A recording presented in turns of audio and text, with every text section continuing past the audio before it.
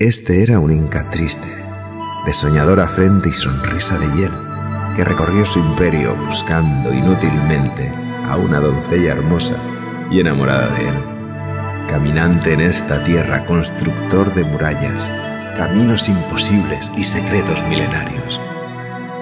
La Pachamama nos cobija.